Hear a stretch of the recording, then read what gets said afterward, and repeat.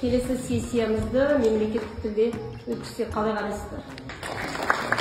Бұл постановка емес, бұл қойылым емес. Мен де комментарийлердің бәрін оқып отырған кезде неше түрлі пікірлер болып жатыр. Ол қойылым емес. Оны мен енді тіл маманы ретінде қойдым. Себебі өзімнің бағдарламамдағы бағыттардың бірі сол болады. Яғни себебі бізде Өскемен қаласында ер адам келіп айтады: Надежда Александровна, мен Өскемен қаласында ақылы түрде курстарды іздедім дейді. Қаншама мына неше түрлі біздің Өскеменде балаларды дайындайтын бар, бірақ та олардың ешқайсында ересектерге беретін бағдарлама жоқ дейді.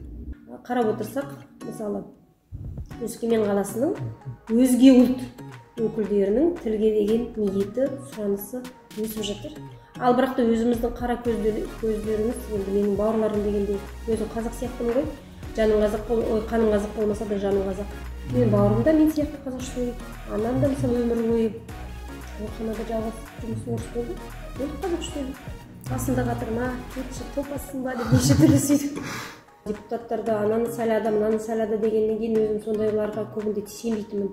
Себебі осы жолы өзім халықпен кездескен кезде олар айтатын: депутаттыққа сайланған кезде олар біздің артымыздан жүгіреді.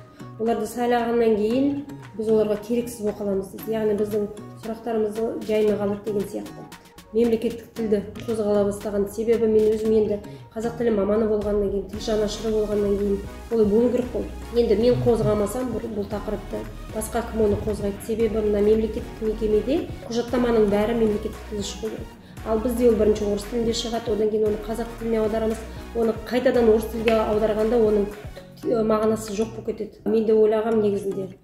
Мені ешкім танымайды, ешкім білмейді. Кісілер баяғы халық мені қолдай ма, қолдамай ма, баяғы пікірім екі жақты болды. Бірақ та бағымды сынап көрейік. Енді есімім Надежда, үміт. Сондықтан халыққа үміт беріп, олар мені қолдағаннан кейін менің міндетім, мақсатым солардың сенімін ақтау. Басқа тілде сөйлеу сүйініш дейді, өз ана тілінде сөйлемей күйініш.